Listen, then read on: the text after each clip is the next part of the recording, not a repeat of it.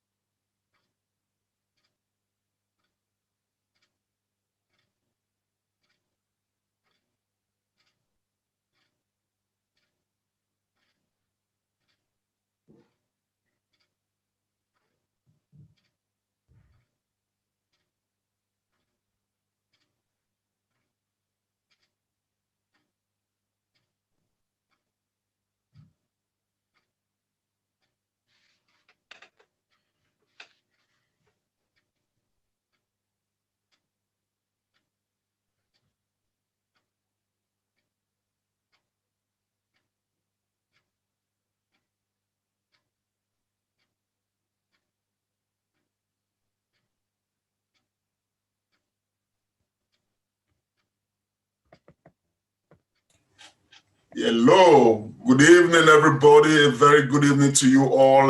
This is the Comrade Show, and my name is Comrade Lante Oriahi, and you are tuned right now to Comrade and Friends. Of course, I've got the Musketeers here, and we've got some issues of well, national security, you know, in every way you look at them that we're going to discuss. And of course, if you are joining us, I want to appeal to you to just share the broadcast so we can get some numbers together. We're going to try to make today's discourse an interactive one, in that at some point we're going to open the lines so people can call in and, of course, be part of the process, as it were. Yes, I already see some people coming on. Yes, so Comrade Dave Asamuda, thank you so much for joining. I greet you, my brother, my friend, Collins Ugifa. Very good evening to you. Of course, I see Wesley Osawe.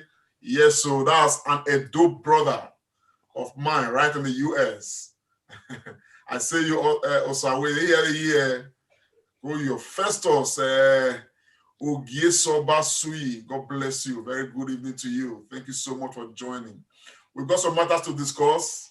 Of course, you know, on this platform, we discuss national issues.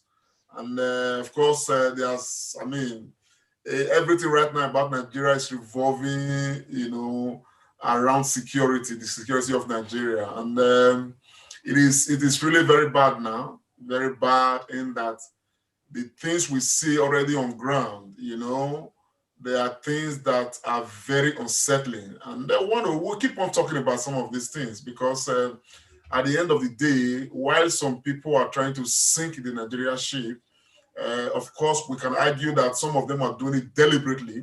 It's our duty to discuss the issues and, of course, find ways to rescue ourselves from the present, you know, imbroglio, if you may, and the state of topsy-turvy, you know, that we are in right now as a nation. It's so alarming, you know, everything goes. So on that note, I want to bring on the Musketeers, the Comrade and the Friends, of course. Right in the house, I have Dr.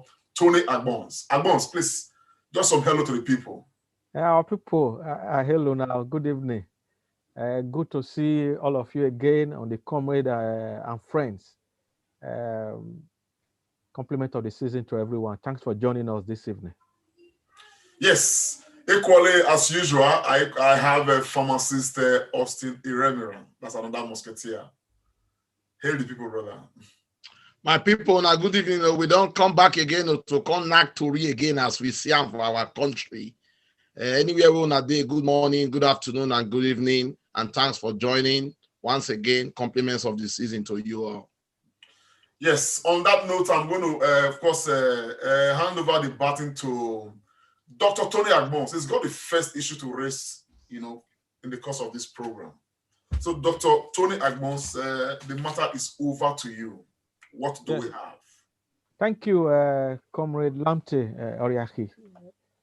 The first issue that I want to raise today is one that has, shocked majority of Nigerians, shocked the whole of Africa, and even people of the world.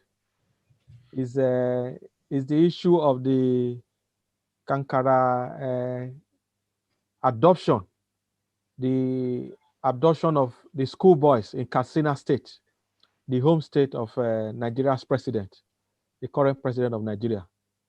This issue has been developing, and the matter took a different turn just about 2 or 3 days ago when the boys, over 300 of them, were finally released. Just to situate this issue, when this abduction was first reported, the spokesperson to the president of Nigeria, Garba Shehu, did say that only 10 boys were adopted. So he even took the parents of the boys to come out to say, oh, I can't find my child. The other parents came out, they can't find their child. And there was this, back and fro issue going on. But anyway, the boys have been released, and we've seen visuals on TV and social media of these children being released. But however, there is a lot of conspiracy theories. There's a lot of drama over this issue. Let's not forget that before the 2015 election, in 2014, we had the case of the adoption of the Chibok girls that also took place. And as we speak, we cannot categorically say that all those girls have been released, all of them, over 200. So in this issue of the Kankara boys, people are speculating that there is a written script over this issue. People are speculating that ransom was paid to the bandits. People are speculating that this operation was done by Boko Haram, the insurgency group that has been ravaging the northeast of Nigeria. So there is a lot on this issue. So I want you, Austin, what is your take over this matter? Thank you so much, my brother Tony, for raising this very serious burning issue currently in our polity. Let me also at least join you to wish the family of the boys that were kidnapped. I think they've now returned back to their family as it is being reported in the dailies. So we thank God for that, because we don't wish any parent, any family to lose their words. But having said that, with your discussion and your intro, you've captured everything as well. There seems to be something very unclear with this one. The issues before, during, and after pose it a great danger for us anyway. Granted, the boys have been rescued. The manner with which they were rescued, the incident that led to that, everything seemed very unclear. And that is a grave danger. And like we said, in anything you do, when you create a vacuum, you allow people to begin to speculate. So we are now living in the realm of speculation. We don't hear the presidency saying stuff. People are saying stuff on behalf of the president. There are different images, video and pictorial all over the internet of these boys and the modus operandi and the way they were released. Pathetic enough was even the one that they showed that as if the president went to see the boys, like they were camped somewhere. It's not a moment of jamboree. It's a moment of happiness that they've been released, but it's a serious issue to our security, which we already know. So, my brother, what you said cannot be far from the truth. Thank God they've been released. If I thought they were kidnapped, that's another question. So, thank God they've been released. But how did we fall to this present situation in our country? It calls for serious concern. How were they kidnapped? We still don't have the full story. Some people allege that they went to the school with motorcycles, and some people are saying that how can over 300 or 400 or 600, as the case may be kidnapped from a school where there was already problem in terms of security in the Northeast, and these people went away carrying all these boys. Could they have come with armor tanks? Did they come with vehicles? Did they come with pickup? All these informations we still don't have. But granted, in quotes, they've been released and we are happy. But yet did not answer the many problems that is plaguing our security architecture, and even those that are sharing information to the public. I cannot say for sure really what is really happening. If you ask me now as a layman, I don't have a very clear information of what is happening, and that is the pathetic story. Is the Northeast today, it may be Southwest tomorrow, it may be South next day. We don't really know. We need to have our security architecture and our country in one grip. This will be my immediate take just now. Yeah, thank you very much, Austin, for your articulation. Very well said. So, Comrade Lamptey, what is your view on this issue that is really dividing opinion among the Nigerian people at this moment? Thank you very much, Dr. Tony Advance. I'll tell you the truth. My heart tells me very strongly that the federal government is just playing games with Nigerians. Very strongly. I stand to be corrected. I may be wrong, but the trappings of this one, all that has been going around with this one, it's clearly is indicating that it's a deliberate attempt to divert the attention of Nigerians away from so many other things that Nigerians are discussing, of course, demanding from the federal government of Nigeria. Don't forget that as we speak, the issue of the kidnapped boys took over headlines. Meanwhile, before the issue of the kidnapped boys, we had the issue and everybody questioning the reason or reasons why the president refused to respond to the call of the National Assembly. Now, this same president, unfortunately, I kind of, in a way, I don't know, he may be excused from the game that is at play, in that he's just there, doesn't really know what is happening. Some people around him there are just, doing the mathematics and bringing him on. Remember when these guys, it was alleged that these boys were kidnapped. The very next day, the president went to see his cows, to see how the cows were faring. He didn't bother to go to visit the parents, see the schools or whatever. You know what I'm saying? Understand what I'm saying now? Then, in a matter of hours or so, a day or two, we hear that they've been released. Now, nobody has been able to answer the question. How were they kidnapped in the first place? Hundreds of boys, hundreds of them. I have this video I want to share. Let's just have some image of this. Where is that?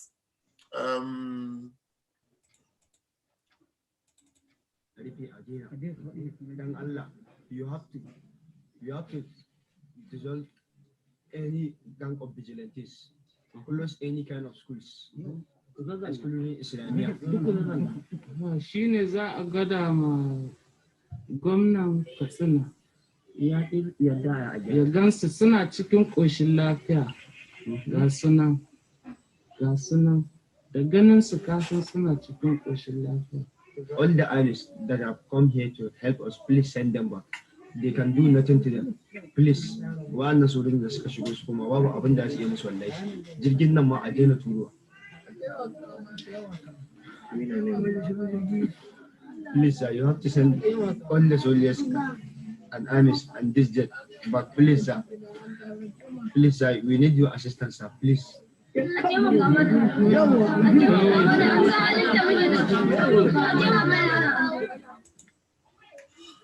Now, if that's just one of the clips, that did fly around, and of course there are several other clips, here and there, on this matter, the arrival in Castina and so many other things. Now, I have a doubt, okay, about this whole parade, and I think that it is one of the I don't know. It's just a gameplay by some people in government to try to take attention away from the major matter, as it were. But having said that, I want to say that the issue of kidnappings by Boko Haram, they call them bandits, okay? But if this is true, it's got the signature of Boko Haram. And of course, information came out a day or two after that Boko Haram was taking responsibility for this. Now, what we are saying is a keg of gunpowder. If this is true, why is it a keg of gunpowder? I am not sure, but because even yesterday here, information came out that I have not been able to verify, its authenticity, that they've gone to another school right there in Castina to kidnap another group of boys, okay? Now, if this trend is true, what this does, okay, for the future of Nigeria is that, as a matter of fact, we should start discussing now how we are going to do what we are going to do with Nigeria, because the future of Nigeria is in grave danger, worst danger that we have ever known. Because Boko Haram will not be kidnapping teenagers to kill them, but they'll be kidnapping them to train them in whatever things they do. Now, if they are training hundreds of children like this, okay, for a guerrilla warfare against Nigeria, then we are in trouble.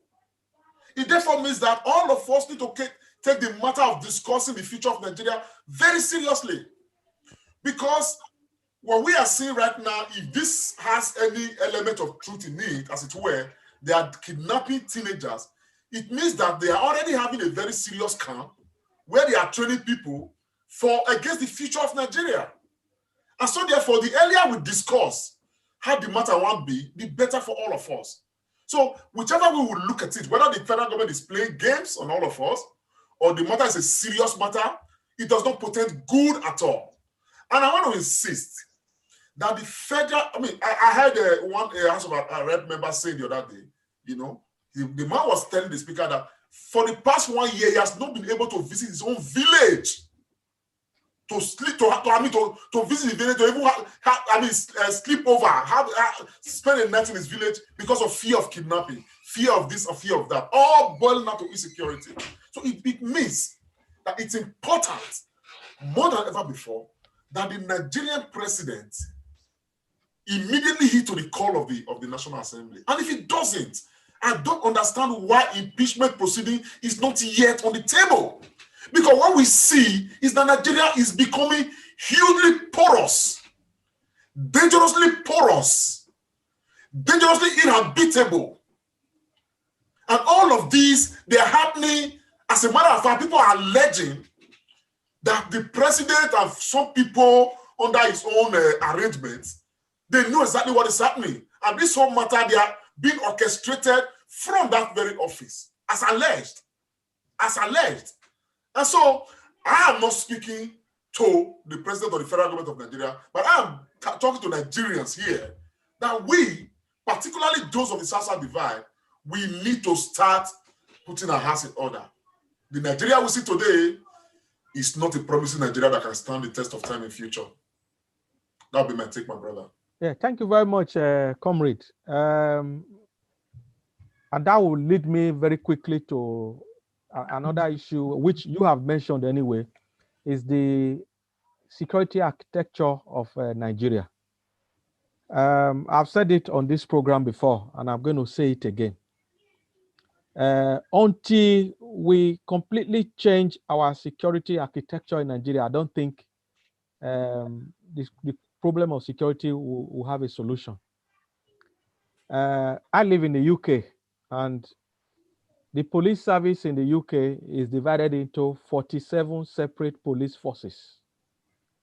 47. Now, if you break these 47 down, in the UK, they have 43 territorial police forces in England and Wales. There's a national police force in both Scotland and Northern Ireland. And they have 2 specialist police forces, the one they call the British Transport Police and the Civil Nuclear Constabulary. So all this make the 47 police forces. This is the United Kingdom with a population as of today of just over 65, 66 million. And now we have a country like Nigeria. Our population as we speak is projected to be about 200 million. We have one police force. There must be something wrong with us. So our entire police architecture is flawed and it is satanic. So in tackling the problem of insecurity in our nation, we need to restructure, even if our people refuse to restructure politically. But time is now. You just mentioned now that whether a senator or a House of Rep, he said for over 1 year he has not been able to go home to his constituency because he's afraid of kidnapping. So we need to restructure so that every state, local government, they have their own police force, because security is a local thing. Security is a local activity. Until we do that, we cannot solve the problem of security. I don't know, Austin, what you have to say concerning this so that we wrap up this first issue today. Absolutely. You are very correct, my brother, Tony. Yourself and Lamte have sort of said everything that we need to do. We also need to go back again to talk about restructuring, which you've hammered on. Where everything is concentrated at the center, it becomes a very big issue. Policing is local. When it's left for the locality, it will be better. Nobody know your house reach you, Tony. I can come from outside and see the beauty. Now you know where you keep your £1. Now you know the picking were not correct. So we need to really go back to do real local policing. Was it not at an event yesterday our governor was telling us that the commissioner of police will soon be changed? He doesn't even know. And probably that police commissioner will be coming from another state. So we need to change that system. And above all, the political class in Nigeria need to be sincere. Sincerity is very key in moving a nation. That is why people will not trust you, because you are not sincere to them. So in Nigeria at the moment, we don't trust the government doesn't trust us. How do we lead each other? 3 or 4 weeks ago, Buratai, who is the head of our military, said that his loyalty is to President Buhari, not to Nigeria. He said it clearly. In a very civilized climate, he should be dealt with for that. His first duty is to protect all of us Nigerians, with the president inclusive. The president may be his top priority, but all citizens are part of it. So because he thinks he has only the honor to the president who appointed him, every other Nigerian is negligible. And that is how it's broken in different stratas. Like Lampton said, we are in deep, deep trouble. Our leaders, I still go back to the House of Assembly, they must rise. They must rise to protect this country. If not, things seems very bleak. Where people wake up, you are not even sure of tomorrow. If people are kidnapped, why don't we have the right information and the right process is followed, and people told at every interval what is happening? What is the big deal of us being in trouble and we are still clamoring for one Nigeria? Nobody is talking to those at the helm of affairs. We have Nigerian police, they've been existed for years, yet they cannot hold the country in one piece. The military is also in tatters. All Buratai is doing is looking for faithful lieutenants who will not carry arms against him. That's not the best way to go. And if we continue like this, my brother Tony, what we are seeing now may just be child's play. And it seems to me that the president doesn't even care. He's not perturbed. He's not bothered. A kidnap of just one person is as dangerous and as grievous as 500 people. But in Nigeria, lives seem not to matter. But this cannot continue. We need to look for a way to solve this problem before it becomes a serious issue. If it's not already serious, my brother Tony. Yes, we are ranting, but we need to continue to rant. Restructuring remains the key. Restructuring of every facet of our living, especially that of security. It is very paramount, my brother. Yeah, thank you very much, Pharmacist Austin, for what you have said. I think I agree with you. So Lante, maybe will you just give us the last take on this security before we go to another issue? My brother, if you allow me, I will appeal. I have a couple of videos to play. I will share these videos with us to just, before I start depositing, so we can start understanding, the present framework of Nigeria, as it were, unconstitutional framework, dangerous framework, criminal framework, with the trappings of killing everybody at any given time. Just watch some bits of this video I'm going to share with us.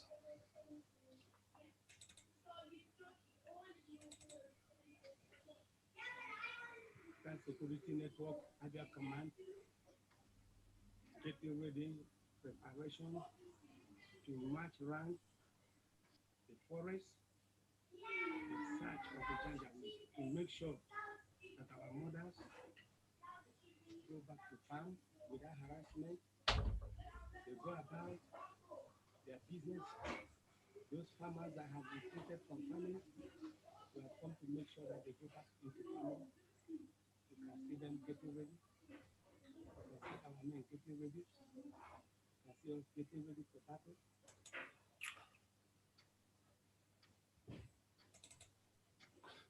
This is under Abia Command. This is an Eastern Security Network. Yes, the men are ready. They are ready. They are good to go. This is an Eastern Security Network. The men are ready. They are ready. They are ready. Yes, the land is secured. Our forest.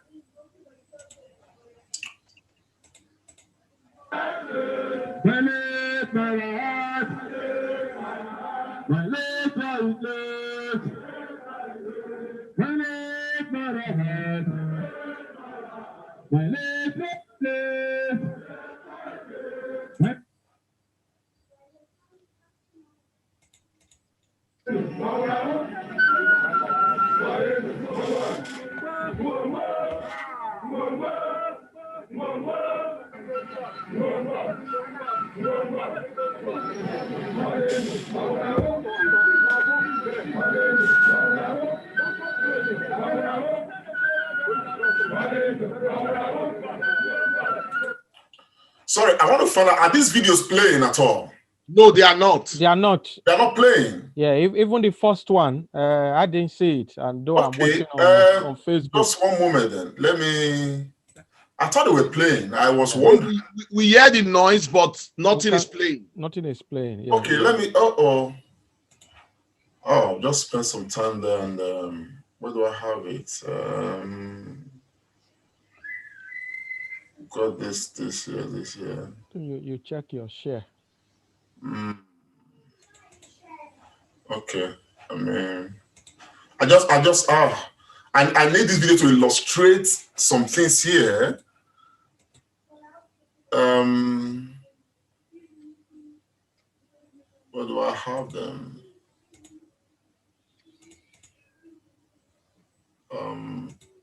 If they are not playing, just let me know in time, sir. Yeah, no, they are not. They are lighted, but they are not playing. Yeah. Security Network, Abia Command. We can hear the volume, but no video. Okay, I don't know. I probably may have missed how to do this. Really, we've not been using Zoom.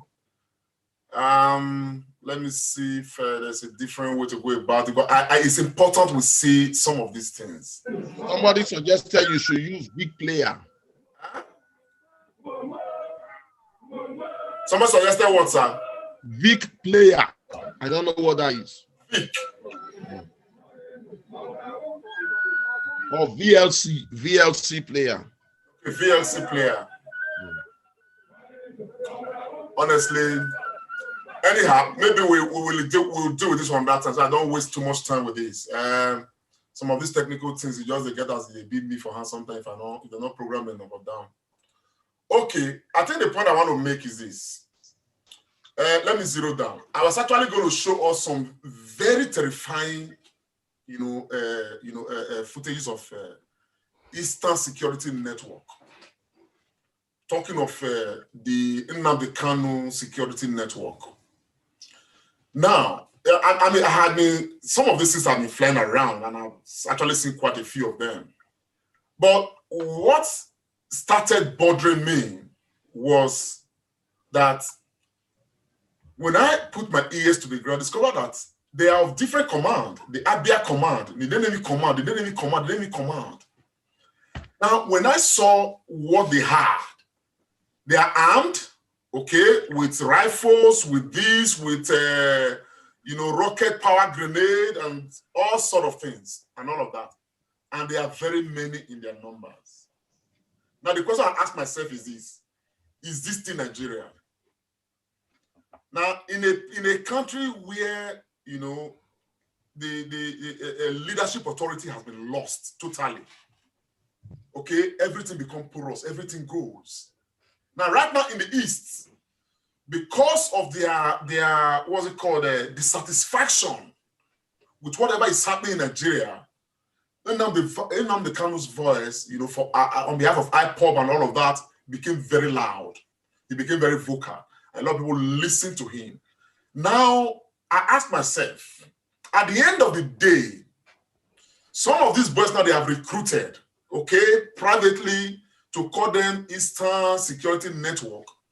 At some point, they are going to turn their arms against the ordinary Nigerian, against every Nigerian around the Eastern region, around the South. At some point, we are going to see that. Now, when you go to the north right now, Boko Haram has taken over everywhere in the north, everywhere. As a matter of fact, a larger part of the northern Nigeria is ceded already to Boko Haram. Now, what we are not going to be having right now very soon is that a huge part of the eastern region is going to be ceded to IPOB. And IPOB have the trappings right now to become a mini terrorist group that can terrorize the entire southern Nigeria. Now, when you go to the western region, okay, unconstitutionally, they are equally putting a structure. They call some Amotekun and all of that and all that. Now, what we see right now, okay, we are already in a territory that is hugely uncontrolled, where everybody does what he or she wishes. Now, what is happening that we are seeing right now is that all of these are huge, very bold signatures to the fact that this country, Nigeria, should no longer exist, except urgent measures are taken right now to bring everybody back. Now, it is not going to be easy because arms are being floated right now. Arms are being floated right now all across the nation, all across. Right now, life, the ordinary Nigerian life in Nigeria is in fact the cheapest anywhere in the world. Nigerians die right now like even ants are even more. In fact, the lives of an ant, or rabbits, they are even more precious than the life of a Nigerian because of what is happening right now. Now, this is happening because we have lost leadership. There is no leadership in Nigeria.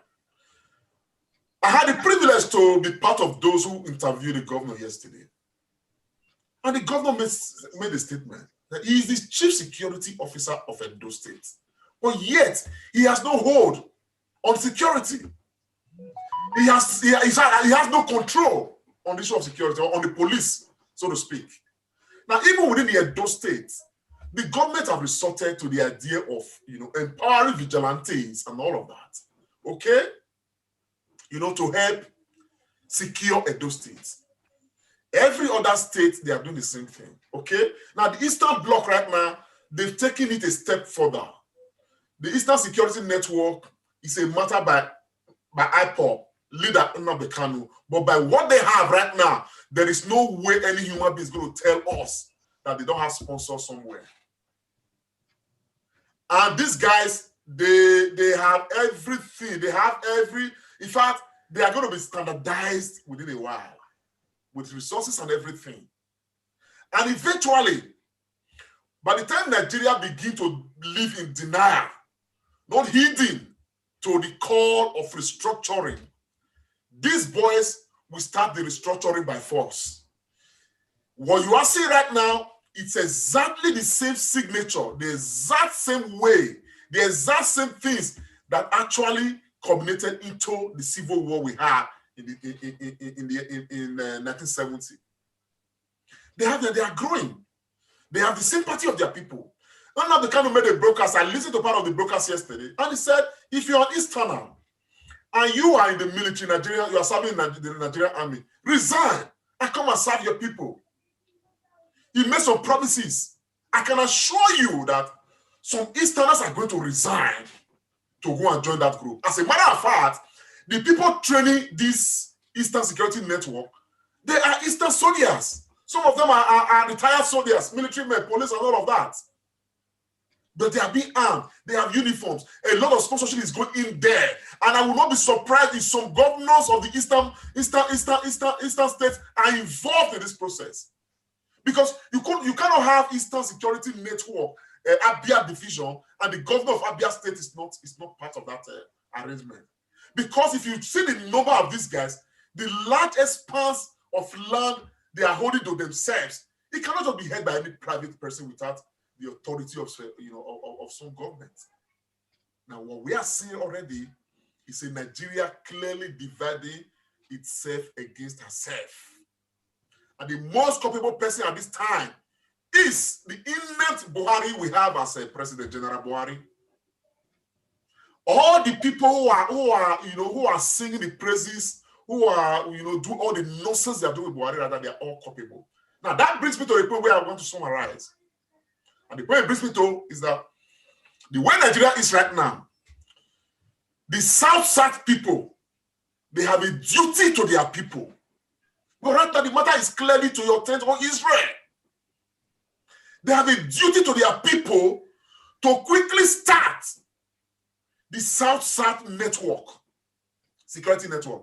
Because right now, we are not waiting. The restructuring is not coming legitimately. People are restructuring for themselves already. Amoteku is, the Westerners are restructuring for themselves security-wise with Amoteku. The Easterners right now, they have endorsed, even though they are not saying anything, the Eastern Security Network. We have not heard any governor come out to say, they are against this or this will not happen. And they are having divisions in various Eastern states.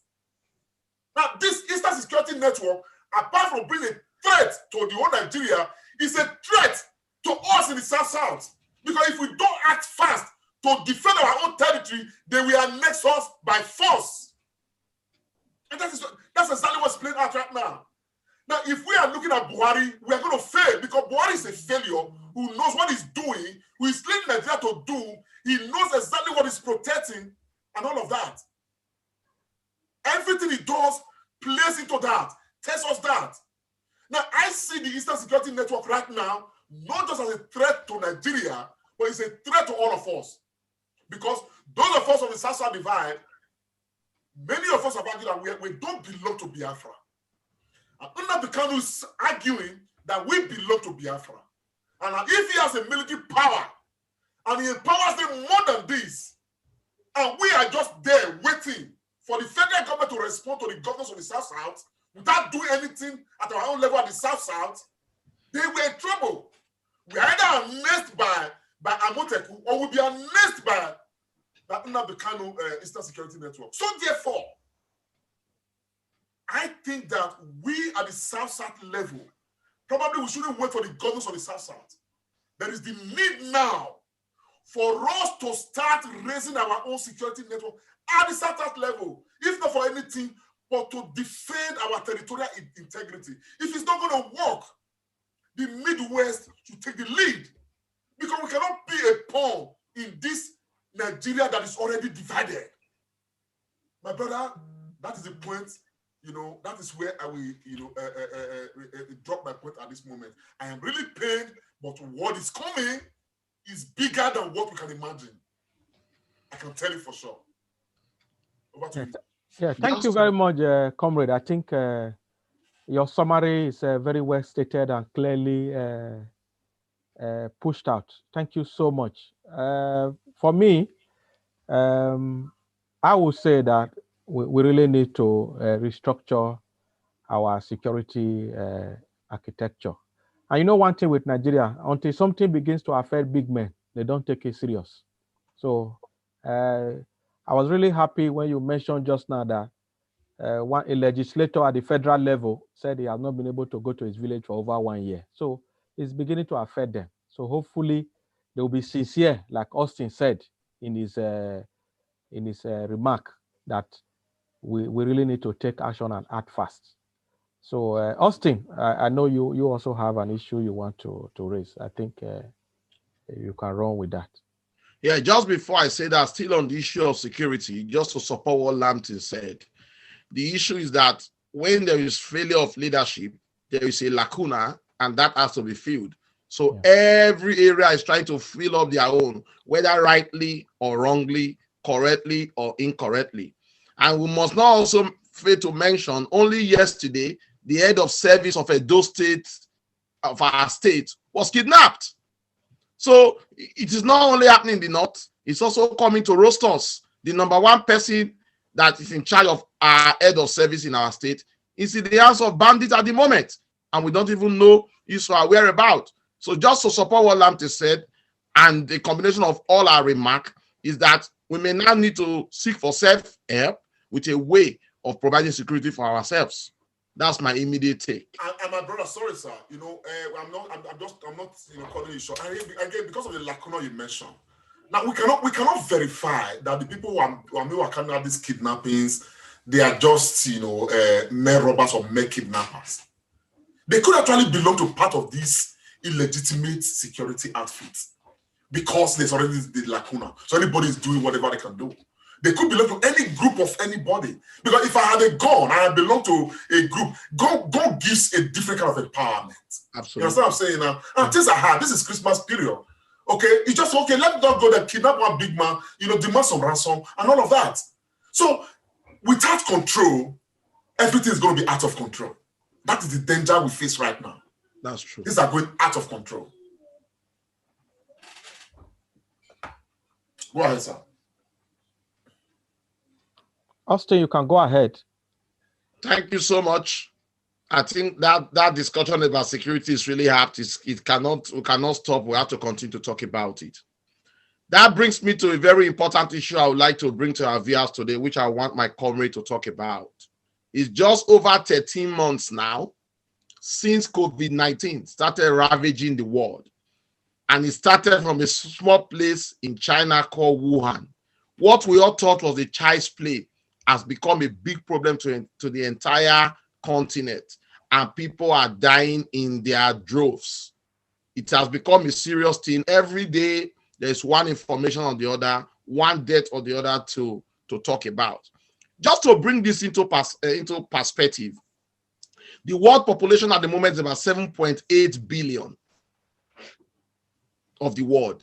And the total death that we have recorded so far at the moment, as it stands, based on the information we had as early as not quite long, shows that over 76.4 million cases with 43.1 million recovered and about 1.6 million totally that have died from COVID-19. Taking the UK as a case study, they've had over 2 million cases and they've recorded over 67,075 deaths. And if you take England away from the United Kingdom, they've had 1.7 million cases of the total 2 million cases in the UK and 58,566 deaths so far recorded. The US is also rising to loss of thousands as well. Then zeroing down home to Nigeria, according to our website, where I got the information from today, a total of 793 cases have been recorded in Nigeria and 1,218 deaths so far. 77,000, put that correctly, sir. 77,933 cases and 1,218 deaths so far. Is that correct, Tony? Yes. That's as per the information I got today. Now, this is becoming a serious issue. In some parts of Africa and indeed Nigeria, we seem to handle this with levity, with different people giving different information that coronavirus is not real. I want to inform our viewers and indeed the world that coronavirus is real. Great nations of the world are being ravaged and they are losing lives. Nigeria is not an exception. The earlier we heed and follow the right process and protocol, the better for us. Somebody once said in public space that we cannot have bad leaders and at the same time have dangerous COVID-19. That may be true if we look at the current data that we have, because our numbers are rising, but they are indeed small. The death is rising, but it's indeed small. But a death of one person, like we said before, it doesn't portend anything good for anybody to die of a disease that can be prevented if there is any prevention. So we are calling on Nigerians and indeed every country of the world to rise up to the occasion. Countries are putting different measures in place to control this. Only a few weeks ago, we heard of the news that vaccines have been released and they are out, but only a small number of people have yet been vaccinated. So the effect of the vaccine is yet to be seen. 2 days ago, it was reported again that the virus is now mutating and there's a new strand. In fact, in the UK and other countries in Europe, they've changed their protocol again. Only this morning, Netherlands announced that all form of air travel, they shut their airspace, especially to people from the United Kingdom. Germany, who was in the forefront of curbing the disease, is also seeing a rise. Italy, that has lost a huge number of its citizens, are seeing a great rise. The second strain is coming again. We don't know how effective, how dangerous this will be. But for what we've seen, lives have been lost. Close to 1.6 million people, which is equivalent to 0.02% of the entire world, are dying. We need to take precaution. We need to take heed. And I've watched our internet and looked at the NCDC that is in charge of Nigeria and managing the development of coronavirus and its treatment and information. I see that they are not doing so much. And Nigerians, where countries are restricting themselves, reducing themselves from celebration, Nigeria is on the increase celebration. Hand washing has become a thing of the past. Wearing of face masks is no longer compulsory. If at all is done, is to a barest minimum, and all the necessary precautions are not being heeded to. In a country where systems are not there, where countries that have systems are suffering, not to talk of our own country, Nigeria. So I would like us to have a go at this, to discuss what this portends for Nigeria and the danger that we are likely to have if we don't follow international laid down protocol, and also to drum this home to our people. Coronavirus is real, it's not fictitious, lives are dying. So Tony, how will you assess Nigeria and their preparation so far? Thank you very much, my brother Austin, for all the data you have provided. I just want to join you to tell our people that coronavirus is real. I've lost a few people I know to coronavirus in Nigeria, and from the way they died, the family members, when I talk to them on the phone, they have respiratory problem, they cannot breathe and all that. So we all know that this disease is real. You see the values, you were reeling out a lot of figures. 77,933 cases so far reported in Nigeria as of today.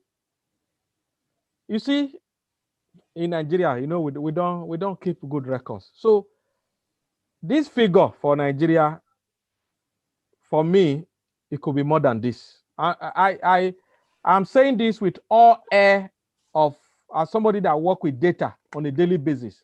We don't keep records.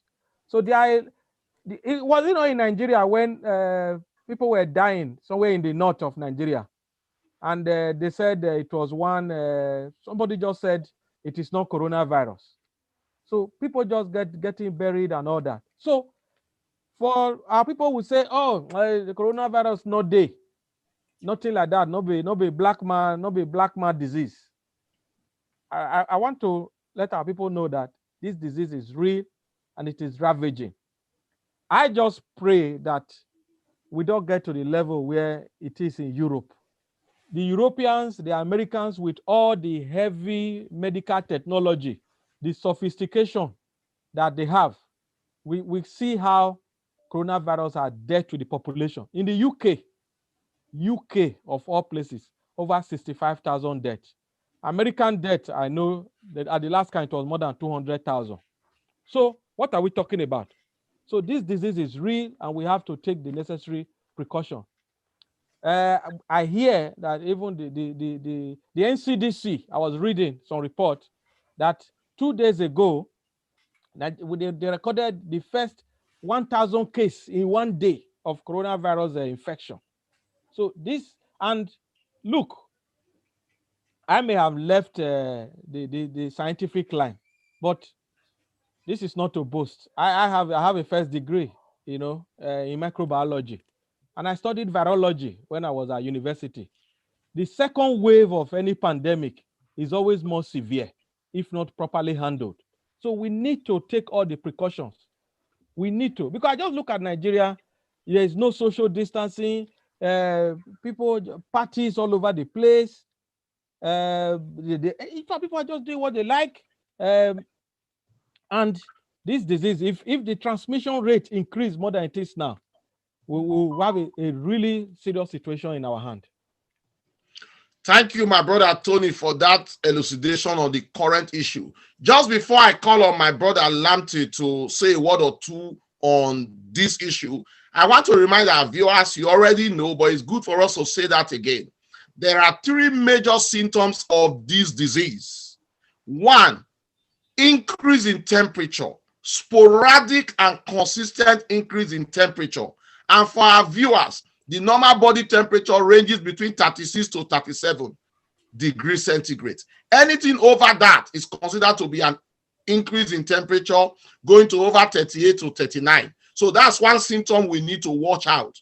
The new and consistent and sudden cough, where you have to cough consistently without control for 30 minutes to an hour. That's another major symptom of COVID-19. And the third one is sudden loss of sense and smell. If you can no longer taste properly and you can no longer smell properly, those are the 3 major things you need to look out for. And remember too, those people that have underlying conditions such as diabetes, maybe already respiratory disease as well, are in a very dangerous place. So we must always at every time remember these 3 major symptoms as a guide. Like in other advanced countries, there are tests here and there. I don't know what the testing system is in Nigeria, but I also hear that places where you go for these tests it's not easy to access them immediately. Governments of great nations are pouring money to fight this disease. In spite of that, we are still having loads and loads of debt. Not to talk of a country where you don't have so much money to be put in to fight the disease. So for our viewers, please let us take precaution. Let us be guided. Like Tony said, and I mentioned in my intro, coronavirus is free. And I will now ask my brother Lamte to say a word or two. What do you think? Nigeria, Lamte, are we ready? We are not ready. We have never been ready. We probably will never be ready. I'd like to start, by first of all, doing the little I can to let those people who still think that coronavirus it does not exist. I want them to understand that coronavirus is real. I'm a living experience to what coronavirus is like. I had it. I suffered it terribly for nearly a month. And it was in fact, at the time where UK was reporting more than 1,000 deaths daily. You understand what I'm saying? And it was difficult. There is nothing like it. You understand? Of course, there are people who get it mildly. There are those who get it very serious with some others and all of that. I don't know why that is, okay? But when I experience it, I'm sharing my experience right now. If you've got headache, you have headache. If you've got stomach ache, you've got stomach ache. If you've got, what's it called, cold, you've got cold. If you've got, but coronavirus is that you have everything going on at the same time. All of them at the same time. You have diarrhea, you headache, you have extreme fatigue. Like at some point, it was a case of like, personally, I was unable to even feel my parts of my own body, like if they still exist. I couldn't even lift my foot and stuff like that, you know. So it was that bad. So I can sort of imagine, and I'm a strong person, a very strong person at that, you know, and I sort of imagine the people eventually die from it, okay, what actually happened to them. Because if somebody is not strong enough, the way I even experienced it, in fact, there were these 3 days within the 1 month I had it, that was like, okay, probably you don't finish from here. Like, it was a terrible 3 days inside the matter. So if you are out there and you are still thinking that coronavirus does not exist, I am a living testimony.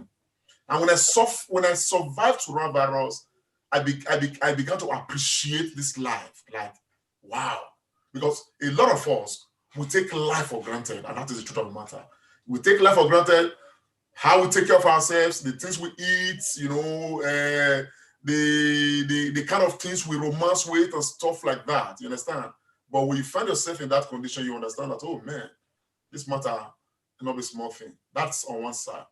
The other what I want to talk about is that apart from the government's failure, a few of us in Nigeria, we sort of have some information. But at the end of the day, the way we even apply ourselves to living with information, it's alarming. You see people holding their face mask, they'll just put on they cover mouth.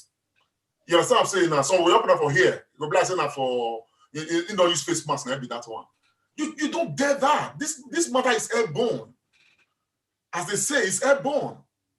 So the point I want to talk about, my brother, I'm just trying to talk to our own people, what we can do for ourselves. If you are using your face mask and you are in a public place, I beg, cover your nose, cover your mouth. It can be inconveniencing, but manage. Because at the end of the day, you know, if somebody else sneezes or, you know, throw away spit, you understand what I'm saying? You will not readily be available to just pick it up with your nose and with your mouth and everything. And let us learn. You are outside. Don't be too quick to using your hand. Because we do these things unconsciously most of the time. To just, you know, scratch your eye, you know, remove matter for nose and all those kind of things. Because you easily will have it for inside your finger. You will put them for your eye, put them for your, and a virus. And as they explain it, virus is not like bacteria, where it will be 1 to 2 to 4 to 8. Virus can be 1 to 100 to 1,000 to, you understand what I'm saying now? And all that. That's on that side. So I am trying to say, for we as Nigerians, we have a duty to take care of ourselves. Because if we don't take care of ourselves individually, we put our entire environment at risk. If you go to a party, you misbehave anyhow for that party, you do anyhow, you use yourself to rub anyhow, you are coming back home probably to your family. You now expose your family to this disease. Some of them may not be strong enough if this disease eventually come to survive the matter. So at the end of the day, when you protect yourself, you are helping to protect those around you. That's on our own part. Then on the part of government, I want to say that the federal government of Nigeria, right from inception, has failed. And they told us that they are going to fail. Now, the people that we should now focus on should be our state governors, our council people, our legislators. Let us see what they can do. Because right now, if we are looking for what the policy of Buhari on COVID-19, I have made some broadcasts myself. Now, Pfizer is taking orders from different countries of the world. You understand what I'm saying now? On the coronavirus vaccine. They are taking orders. Everybody's hustling. You understand? In fact, Pfizer right now cannot even meet the demand as it were. They are working hard. Everybody's working hard. What is Nigeria doing? If a business is about a B now, Nigeria's already made the provision with Pfizer or the other companies that, you know, are likely to come up with the vaccine to say, okay, we want 200 million supply to Nigeria, so we can vaccinate all Nigerians as it were. But we have no policy in that regard. Now, under this same arrangement, these are the areas now where I think that the people like IPOB can begin to help. Because at the end of the day, the battle with viral infections like COVID-19 is a more dangerous battle than we have with any organization out there. So Personally, I think that the leadership of various organizations in Nigeria should take it as a duty. Apart from preaching every other thing, when they preach about restructuring, succession, and this and that and that, we call it should take it as a duty to begin to lecture our people, those who believe in us. But I imagine that somebody that the leader of IPOP, if the leader of IPOP talks to his people about COVID-19 and the reality of it, I am sure, because they believe strongly in him, a lot will believe in. And those of the western, the western part of Nigeria as well. So we need to start doing the sensitization from the very grassroots. If you have 10 people, 15 people who listen to you, who believe you, please, let's not apply conspiracy theories to this matter at all. Let's begin to conscientize our people right there. Meanwhile, we must now begin to hold our own local government accountable. Accountable, seriously. I am glad we had some conversation with the governor of Edo State, who, on his own part as the governor of Edo State, he's doing a lot, trying to partner with who he can partner with, not waiting for the federal government. Let himself understand, say, man, from the federal government, why are they?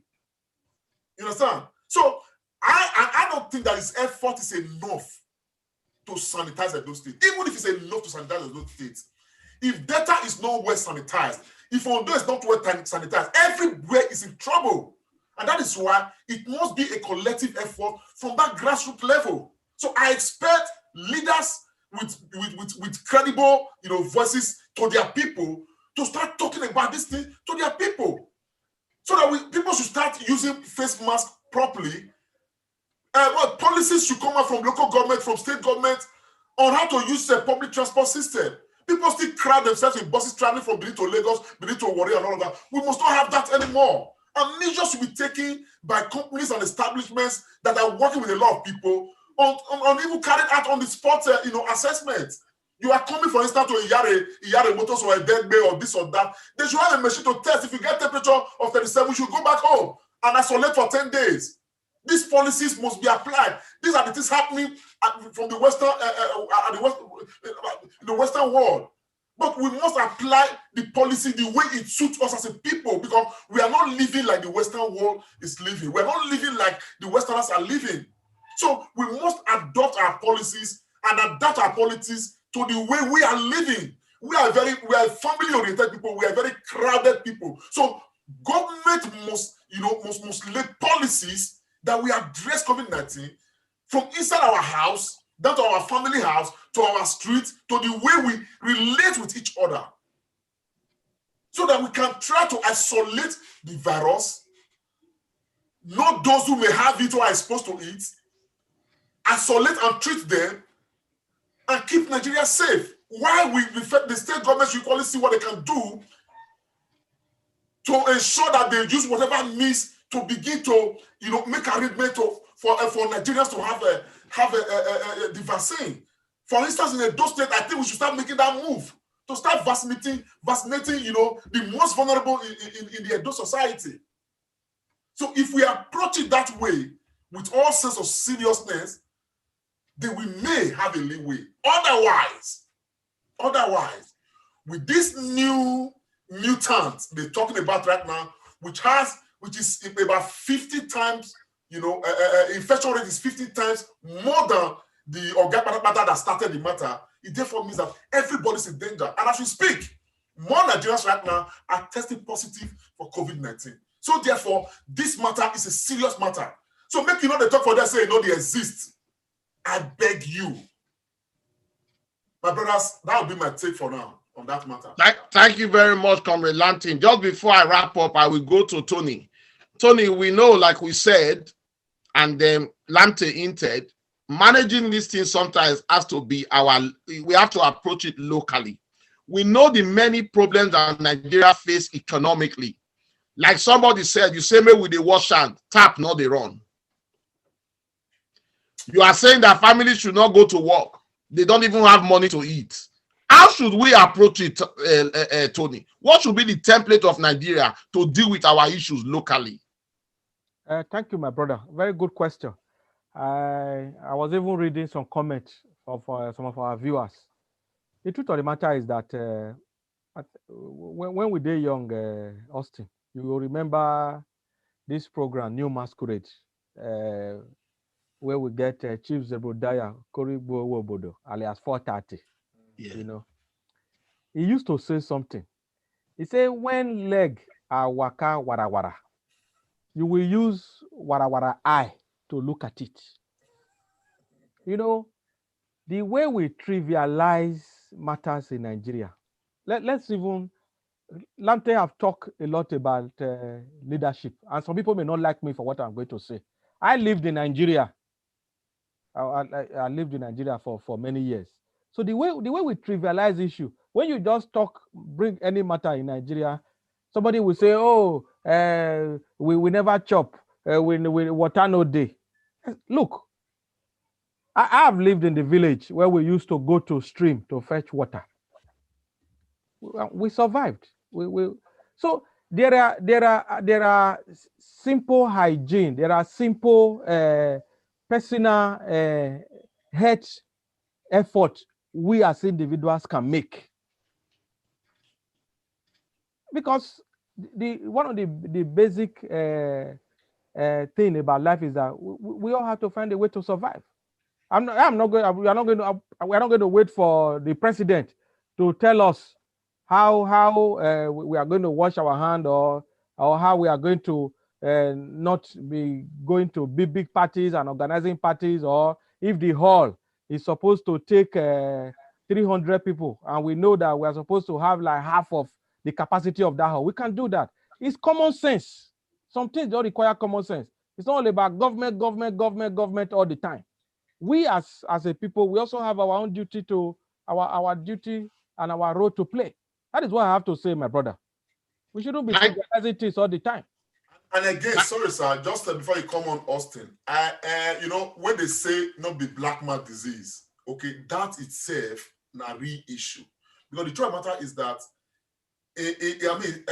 what's it called? One of the reports that came out a few months ago actually showed that blacks are 4 times more likely to die of COVID-19 than even white people. Blacks and in ethnic minorities, colored people, they were dying. They were dying the most in the UK and America. You understand what I'm saying now? So we're probably just lucky for whatever reason that cannot be explained. The matter is not yet widespread as such in Nigeria. But with the figures coming out right now, it shows that the matter don't adapt to our own system, which is why at this time it is one of the most important. It's more important than even the restructuring of Nigeria right now, because if all Nigerians die, who are you going to restructure for? True. So keeping Nigerians alive for restructuring right now is most important. And that is why I said that for whatever we are doing at the level of our own small segments, we must take this message to our people. But if we are able to take it and apply it from the local, as you know, to make it suit our own local environment, as it were, we probably, not say maybe, you know, one is convincing it will eventually work, but we probably may just help the situation. Otherwise, wahala dey. Austin, to you, sir. Thank you so much, my brother Lamptey. Our viewers, Nigerians, you don't hear us, we don't talk the thing, a continuous talk, we have to continue to talk about it. I want to join Lamptey and my brother Tony to appeal to all of us, especially those that are in leadership position, in your churches, in your small group, in your organization. Please continue to spread this message. This disease is real and it's killing. It has no differentiation between black, white, or color. In fact, recent reports show say they affect many black people, as my brother don't talk. In the UK, now, there's even a closure now for Christmas. Make we not see each other. I am fortunate to have my in-laws. So every time for Christmas, we have nothing less than 25 people gathering in one place. But this year, we have put it close. I was driving around the street today. I saw a family coming to greet their parents. They were outside, maintaining distance and drinking champagne. Everybody stopped just to greet them because everybody wants to follow the protocol. My brothers, I know say life tough for Nigeria, but we have to help ourselves. Now who they are alive, now go live for tomorrow. Make we wear our face mask well. Make sure say cover our nose. When we talk to a person, we dey at least 2 meter distance. Where you foresee water, wash your hand. Like my brother Lamptey talk, Stop to put your hand anyhow for your eyes, anyhow for your nose. We need to control this disease. We need to stay alive for our people. While we wait, I hope say our country, Nigeria, go follow suit. And I want to beg our government, let us not also be doing knee-jerk approach. Countries, they ban airline, we go ban. Country, they do this, we need to look at our local people and how things take affect us locally. My brothers and sisters, my friends all over the world, for Comrade Show, with the advice una, I beg, follow the protocol. Coronavirus, it is real. Next week again, we will talk about this matter. Thank you, my people. Okay, thank you very much. Well, on the last on the last part of this matter, I mean, I don't have too much to actually, to raise. However, I just want to raise a point. Something I feel that if all Nigerian leaders can actually apply the same strategy, we probably will get closer to resolving our issues.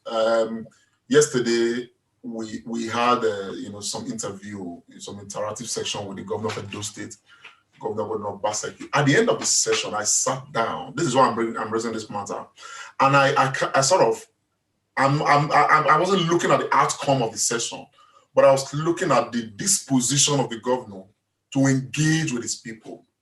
And this has been on for quite a while.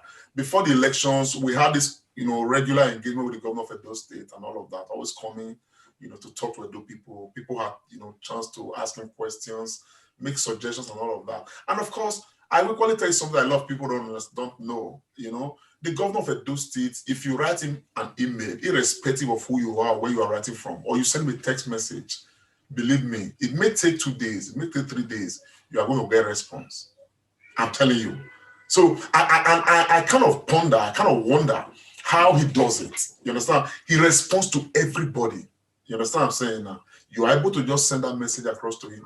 And this is how responsive this man is to his people. You understand? And yesterday we started this engagement process where he came to speak to Edo people. He did let out a lot of things and all of that for people to know. And I was glad. People had time to ask questions. He himself took time to go into our chat box and began to tackle questions people were asking from there and all that. So it was massively engaging. And I thought that is very progressive. You understand? And I sat down, I began to imagine. Now, if we had, let me take Edo as a case in point right now. Probably I'm making the suggestion that since the governor of Edo State has set the example, I think that it is necessary that the local government chairman in the 18 local government should equally kickstart a similar example of establishing that relationship with their people. Now, I can tell you that people in the National Assembly, both Senate and House of Reps, they don't even engage with their own constituents. They probably engage with their families and a few friends around, but they don't have that robust engagement with their people.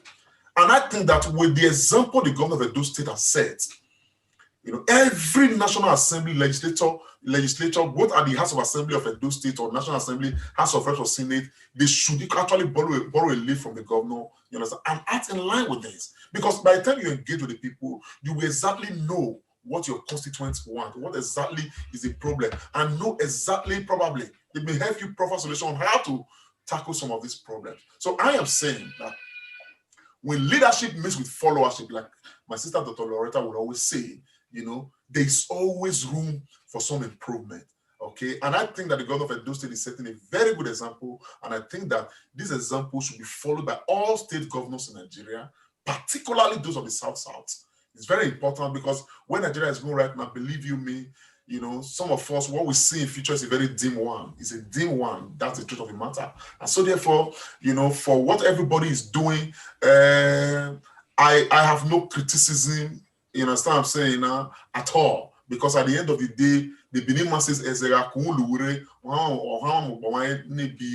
the time the head is become headless, it therefore means that every part of the body needs to find their own level. And so whatever I've said is to try to call us from the south to action, to understand that it is time we act and act as fast as we possibly can so that we can defend our own territorial integrity. Because that is where things are going, edging towards. We hope that things can be reversed. But On that note, my people, I just want to say, the governor of Edo State engaging with these people at once. What do you think? Comrade Lamte, I don't know if I have anything to say. I think you have you have said it all. I was in that meeting yesterday with the Edo State governor. I was on the Zoom floor. To be honest, the kind of engagement that the governor is doing is a first in Nigeria. It's novel, and kudos to him. And like you said, when there is engagement between leadership and followership, it brings a lot of improvement to a system.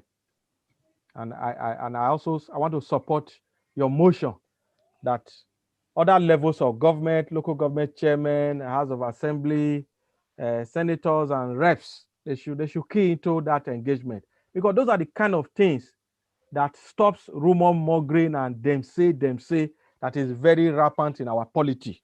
And comrade, I want to say this without, let me borrow the words of Reverend Chris Okotena, without any equivocation. I want to say this, that the governor yesterday, stated clearly that he wanted a spontaneous town hall meeting. So people just ask questions and then he just provides answer. There's no doctoring of anything. There's no scripting. It was natural. You talk to me, I talk back to you. My brother, for me as somebody from Edo State, I was very excited after that meeting yesterday, because you could see the way the governor was just speaking questions from the Zoom floor, what people were typing. People were raising up their hand and he was answering them directly. That is governance. And like you also said, you could see his body language and the figures he was reading out, the policy statement he was making. You see that he is on top of the situation. The buck certainly stops at his desk. So congratulations to Edo people. I think, and he didn't even stop there. He even said that there should be forthwith. There will also be a business town hall meeting as well. For this is amazing. It's amazing, and I want to again call on every Edo son and daughter to support this current governor in Edo State and his deputy to bring about the mega Edo State of our dream. Thank you very much. Austin Irabira, same question. Well, I will not. Thank you so much, Lamte. I just want to give an analogy, just to say how important it is with communication. I don't want to go too far. As I don't grow up, so I can't see the difference between my papa and other papa, especially the successful ones around the area for Kobai where I grew up. I can't observe, say, papa where they regularly talk to in children, that they get small meeting. Those children, they end up become very good and better for society. More than the other papa where not they talk, in just the direct. I be typical example. That is just to emphasize how communication dey. Sometimes we dey take am for granted. Like we talked just now, when you create a vacuum, something will enter that vacuum to cause problem. And that now waiting our governor clearly demonstrates yesterday. And like Lampton said, make we make am a template for every other form of leadership for our country, for our state, for the local government, and even for our councils. It is very important. I not know Obaseki before. I was taken aback when I was invited to a program when he came to the United Kingdom, July 2019. We were about 50 people in that hall. When the governor started to address us and could talk about virtually every sector of his government, I say, wow.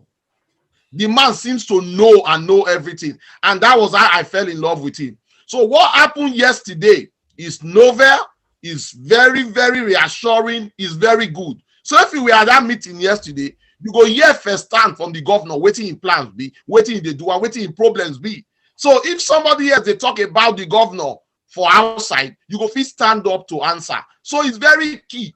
Communication is very key. Even in Britain, for you to be prime minister, you must go certain school where they teach you what communication be. You go underscore leaders to know what to talk, what not to talk. So it was a very good meeting. We encourage that regularly. We go beg our councillors, because as governor don't break am, so if councillor go explain to him people, they go understand. Because if you know where the problem dey, you go know where to solve am. So Lamptey, that meeting yesterday was very good, and the governor don't enjoy us say he go like make it be a regular occurrence. So we want to see am for Lagos, we want to see am for Borno, we want to see am for Kano. If we get all these things, small, we go fight Boko Haram. Because it said the governors of the south, of the northeast, were interacting with their people, they would have seen this coming. So interaction is very key, my brothers. And also to our advise our viewers, those of us who get family too, borrow a leaf from them. Make we they talk to our wives. Make we they talk to our children. Communication is very key to everything. And the governor yesterday, he put out for grant, show us everything. So our prayer now be say, make him succeed with him deputy and all the people they work with them, so that Edo State will be the really smart test to other states for Nigeria and indeed the world. So Lamptey, it was a very good one. I can't say, but just to congratulate the governor and all of them. We try to organize them. I know say next one now, many people will be looking forward to join. Thank you very much, Austin. Thank you so much. Yes, I think on a last note, I mean, you guys have said it all. I think that there may be the need, if it's possible, who knows, because I am thinking that, you know, because what happens here in Europe is such that when something is good, they back it up with some legislation kind of, and make it become a law. I think there should be a law within the Nigerian constitution, or, you know, an extant law, you know, governing Edo State, to mandate all political leaders to have regular interactions with their constituents. If it's a law, for instance, saying that, you know, if you are a local government chairman, you must hold direct meetings with your people at least 5 times or 8 times or 10 times within your 3 or 4 year tenure. You understand what I'm saying now? It becomes part of what you should fulfill before you leave office. If that is there, then we are creating, I mean, the law is mandating politicians to make sure they create that engagement between them and the people. Because what we see, you find political leaders, executives, they just hold office, they just live through office. Some don't even hold any meeting with their people, don't even know exactly what is happening with their people. They only just rule people by proxy, rule them by what they think, what they feel, and what some people tell them, and stuff like that. So looking at that, we are glad that the governor of Edo State is setting so many examples. And by the grace of God, we are hoping that the examples he's setting will be, you know, such that Edo people will follow, Nigerians will follow. I think Dr. Agbon wants to say something in light of this. Dr. Agbons. I think you said it all. The example is there. I just hope that other levels of governance, especially in Edo State, the House of Assembly members, our legislators should follow suit. All our 18 local government chairmen, make una wake up, do the same thing. We need to be communicating with our people. Thank you very much. So on that note, my people, I just will call an Austin to, you know, talk in the final one, so that I think we'll tell our people the final bye-bye for today until we will come again next Sunday. Austin Remiran. My people, God go bless you now. Thank you for staying with us all this over 1 hour where we don't talk. We don't talk on so many issues. But the one we really concern me where I want beg una, coronavirus dey real. Make una dey wear una face mask. Make we dey wash our hand. Christmas now a few days away. We want to make everybody day alive to enjoy Christmas and to see the new year. So on that note, I thank una very much. I wish you a very happy Christmas and a prosperous and a better 2021. Thank you very much. Yes, over to you, Dr. Agbons. Yes, your last word for today for the people. Yeah, my people, the Christmas is this week. We know we have all had a this year, it had everybody because of this pandemic, lockdown here, lockdown there. We still thank God, say we all still there alive. It remain about 11 days, may this year end. As this year the end, our life not go end though. May God keep all of us. I wish all of you now a very Merry Christmas and a prosperous New Year 2021. If you don't know Zoma, wahia sel ogbe ma vediao, wahia wese. Thank you very much. Greetings to everybody. Thank you so much, my brother. Yes, my people, we've now come to the end of the program, at least for this week. Hopefully, by the grace of God, next week we're going to be with us again. It's been the Comrade and Friends, and of course, we'll be looking at issues, affecting, Nigerians as it were. And of course, we've looked at issues too, affecting the South regions. The region of Nigeria, Edo people. Of course, that's what we do here.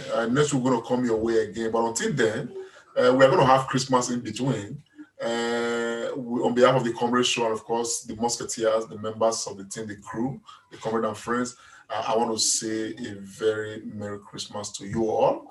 And of course, wish all of us home and abroad a Happy New Year in advance. Unfortunately, we cannot guarantee anything in Nigeria, but we are hoping, God being in control, things we just fall into the right, places as it were, and our collective cause will advance progressively and all that. So, my people, greetings to you all. Will come your way again. Until we do, have a pleasant evening. Bye for now.